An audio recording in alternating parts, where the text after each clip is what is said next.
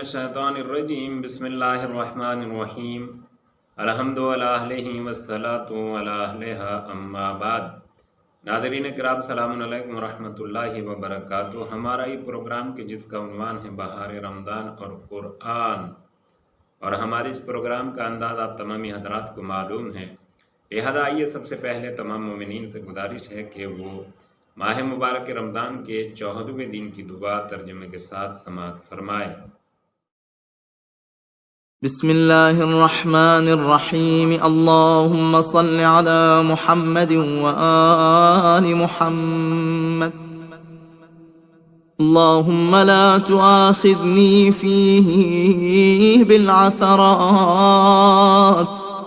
وأقلني فيه من الخطايا والهفوات ولا تجعلني فيه غرضا للبلايا والآفات بعزتك يا عز المسلمين۔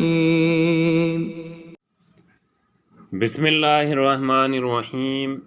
اے معبود، آج کے دن لغزشوں پر میری گرفت نہ فرما، اس میں میری خطاؤں اور فضول باتوں سے درگزر کر، اور آج مجھ کو مشکلوں اور مصیبتوں کا نشانہ قرار نہ دے۔ تجھے واسطہ اپنی عزت کا، اے مسلمانوں کی عزت۔ اور اب دعا کے بعد ہم بڑھتے ہیں اپنے پروگرام کے اگلے حصے کی طرف، کہ جہاں ہم آپ حضرات کی خدمت میں کوئی ایک داستان بیان کرتے ہیں۔ لہذا آج اس سلسلے میں ہم آپ حضرات کی خدمت میں جناب ایوب علیہ السلام کی داستان بیان کر رہے ہیں۔ جناب ایوب علیہ السلام کا نام قرآن مجید میں 4 جگہ پر ریپیٹ کیا گیا ہے، اور جناب ایوب علیہ السلام کو قرآن مجید میں پروردگار عالم نے عبد صالح اور پیغمبر کے نام سے انٹروڈیوس کرایا ہے، پہچنوایا ہے۔ جناب ایوب علیہ السلام سرزمین جابیہ پر دنیا میں تشریف لائے، اور آپ کی عمر مبارک 93 ایئرس ہے، اور آپ نے اس جگہ پر 17 سال مسلسل کنٹینیو دین خدا کی تبلیغ کی، اور اس زمانے میں اتنے ٹائم میں صرف 3 افراد آپ پر ایمان لے کر آئے۔ جناب ایوب علیہ السلام کہ یہاں نعمتوں کا بہت زیادہ سلسلہ تھا، اور آپ مالی اعتبار سے بھی بہت زیادہ صاحب ثروت اور صاحب اولاد بھی تھے، یعنی آپ کی فیملی بھی بہت بڑی تھی، اور آپ کا کاروبار بھی بہت زیادہ تھا۔ آپ کے یہاں مال و دولت، بھیڑ بکریاں، گائے، اونٹ، کھیتی باڑی، باغات، اور اس کے علاوہ اور بھی نعمت الہی فراوان تھی، بے پناہ تھی۔ اور ان تمام کاموں کے بعد آپ دین خدا کی تبلیغ بھی کرتے تھے، جناب ایوب علیہ السلام۔ اور ان تمام باتوں کے باوجود آپ عبادت بے پناہ کیا کرتے تھے، اور آپ کا شکر تاریخ میں مشہور ہے کہ آپ بہت زیادہ صابر و شاکر تھے۔ اور چونکہ روایت میں یہ بھی ہے کہ شیطان کو سب سے زیادہ پریشانی سجدے سے ہوتی ہے۔ جب کوئی بندہ مومن مالک کی بارگاہ میں سجدے میں جاتا ہے تو اس وقت شیطان کو بہت پریشانی ہوتی ہے۔ تو جناب ایوب سے شیطان حسد کرتا تھا، اور ایک دن شیطان نے بارگاہ خداوندی میں یہ التجا کی، یہ فریاد کی، بار الہ یہ تیرا بندہ ایوب یہ عبادت اور شکر تو بے پناہ کرتا ہے، مگر میں سمجھتا ہوں کہ ان کی یہ ساری عبادت، سارا شکر اس لیے ہے کہ تو نے انہیں ایک آرام کی زندگی اور بہترین عیش و عشرت کی زندگی عطا فرمائی ہے، اور نعمتوں کی فراوان ہے، نعمتوں کی بارش ہے، لہذا ان نعمتوں کی بارش کی وجہ سے یہ تیرا شکر کرتا ہے۔ اور اگر تو مجھے ان کے مال پر مسلط کر دے اور ان کا اگر تو امتحان لے تو خود تجھے بھی معلوم ہو جائے گا کہ واقعاً یہی بات ہے کہ یہ نعمتوں کی وجہ سے شکر کرتا۔ پروردگار عالم چونکہ جو اس دنیا کی حقیقت کو جانتا ہے اور جو اپنے عہدیدار یعنی نبی کی بھی حیثیت اور عظمت و اہمیت کو جانتا ہے، لہذا مالک کی بارگاہ میں اس دنیا کی اور نہ مال دنیا کی کوئی ویلیو نہیں ہے۔ اس پروردگار نے شیطان کو یہ مثلاً اتھارٹی یا یہ اختیار دے دیا کہ جناب ایوب کے مال پر شیطان کو مسلط کر دیا، اور شیطان نے وہ نابودی اور وہ بربادی مچائی کہ کچھ ہی دنوں میں جناب ایوب بالکل خالی ہو گئے، ان کے باغات بھی برباد ہو گئے، ان کی کھیتی باڑی بھی جاتی رہی، ان کے بھیڑ بکریاں گائے اونٹ یہ سب موت کی صحن میں سو گئے اور کچھ بھی باقی نہ رہا۔ جناب ایوب علیہ السلام ان تمام نعمتوں کے ہاتھ سے چلے جانے کے بعد بھی مالک کی بارگاہ میں بے پناہ شکر ادا کرتے رہے، اور تاریخ نے تو یہاں تک لکھا ہے کہ نعمتوں کے چھن جانے کے بعد ان کے شکر میں کمی کی تو بات کیا ہے، بلکہ ان کے شکر میں اضافہ ہوا۔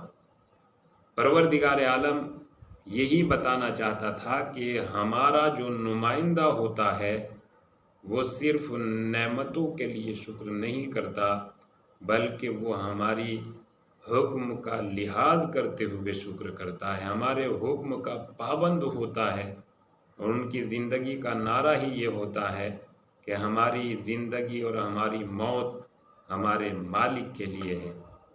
تو جناب ایوب علیہ السلام ان تمام نعمتوں کے ہاتھ سے چلے جانے کے بعد بھی بے پناہ شکر کرتے رہے اور اسی انداز میں عبادت الہی انجام دیتے رہے جس انداز میں پہلے عبادت الہی انجام دیتے تھے۔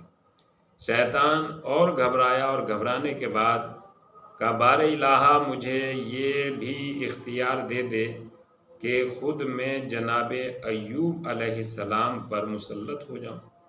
قدرت نے وہ بھی اختیار دے دیا، اور اب ہوا یہ کہ جناب ایوب علیہ السلام کو لاحق بیماری ہو گئی، آپ کے پیروں میں بے پناہ درد رہنے لگا اور آپ کی پنڈلیوں پر زخم ہو گئے، لیکن اس کے باوجود بھی جناب ایوب علیہ السلام کی حالت ایسی تھی کہ آپ چل پھر نہیں سکتے تھے، چل پھرنا تو دور کی بات، آپ ہل بھی نہیں سکتے تھے۔ جناب ایوب اس حالت میں بھی صبر و شکر کا دامن ہاتھ سے نہیں چھوڑا اور بارگاہ خداوندی میں شکر الہی انجام دیتے رہے۔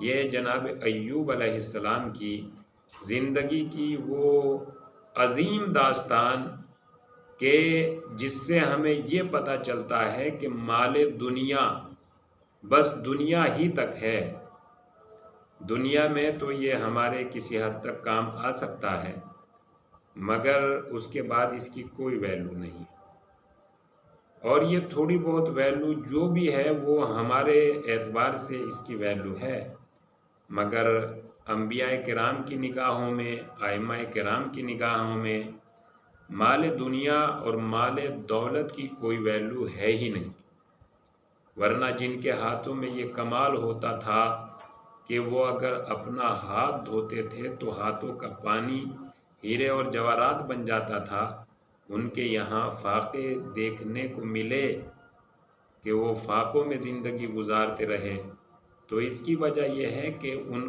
کی زندگی کا مقصد دنیا حاصل کرنا نہیں ہوتا تھا، ان کی زندگی کا مقصد مالک کی رضا اور مالک کے حکم کی پابندی ہوتا تھا، اور وہ مالک کے حکم کی پابندی کے لیے ان کا یہی انداز زندگی تھا کہ ہماری نگاہوں میں سب سے عظیم چیز ہے مالک کی رضا۔ وہ اگر ہمیں بھوکا رکھنے کا حکم دیتا ہے تو ہم بھوکا رہنے میں خوش ہے، وہ اگر ہمیں مال و دولت عطا کرتا ہے تو ہم مال و دولت لینے کے لیے تیار ہے۔ یعنی ہماری زندگی کا مقصد خود ہم نہیں ہے بلکہ اس کا حکم ہے۔ تو یہ زندگی ہے، اور ان داستان سے ہمیں یہ پتہ چلتا ہے کہ دنیا ایک جانے والی چیز ہے۔ دنیا اور مال دنیا کی اس دنیا میں تو کوئی اہمیت ہو سکتی ہے، لیکن اس کے بعد کوئی اہمیت نہیں ہے۔ لہذا دنیا کے ساتھ ساتھ ہمیں اپنی آخرت کے بارے میں بھی بہت زیادہ خیال کرنا چاہیے، کیونکہ یہ دنیا جس میں ہم آج زندگی گزار رہے ہیں، اس دنیا کو آخرت کی کھیتی کہا گیا ہے۔ الدنیا و مزرعۃ الآخرہ، دنیا آخرت کی کھیتی ہے، اور کھیتی کاٹتا وہی ہے جو کھیتی بوتا ہے، اور کھیتی میں وہی فصل اگتی ہے جو بوئی جاتی ہے۔ اگر کانٹے بوئے جائیں گے تو پھر پھل نہیں اگ سکتے، اور اگر پھل بوئے جائیں گے تو پھر کانٹے نہیں اگیں گے۔ تو لہذا ناظرین کرام، دنیا آج کی کیا حالات ہیں اور کیسی یہ دنیا ہے، اس کے بارے میں ہم خود ہی بہتر جانتے ہیں۔ لہذا دنیا کے ساتھ ساتھ اپنی آخرت کے لیے بہت محنت کرنی چاہیے۔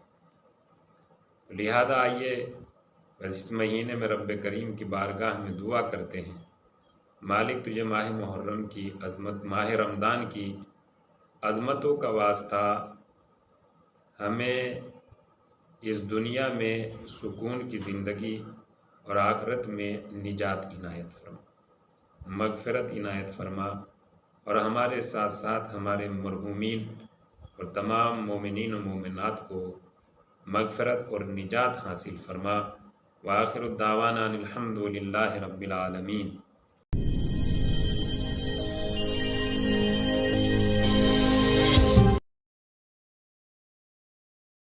اللهم صل على محمد وآل محمد يا علي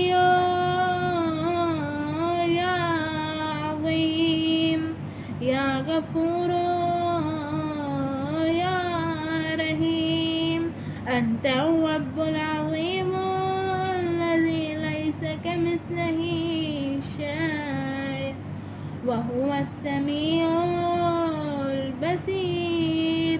وهذا شهر عظمته وكرمته وشوفته وفضلته على الشهور، وهو الشهر الذي فرضت صيامه عليه، وهو الشهر رمضان الذي أنزلت فيه القرآن هدى للناس وبينات من الهدى والفرقان، وجعلت فيه ليلة القدر وجعلتها خيرا من 1000 شهر.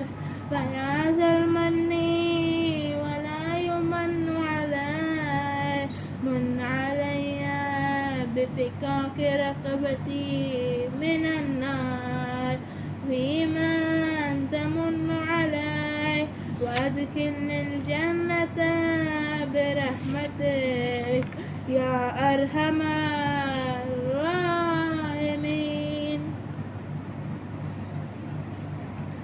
اللهم صل على محمد وآل محمد. اللهم أدخل على أهل القبور السرور. اللهم أغني كل فقير مصباح النجاة. اللهم اكسو كل أريان. اللهم اغفر دينا كل مدين. اللهم فرج عن كل مكروب. اللهم رد كل غريب. اللهم فك كل عسير. اللهم أصلح كل فاسد من أمور المسلمين. اللهم اشفي كل مريض. اللهم سد فقرنا بغنى.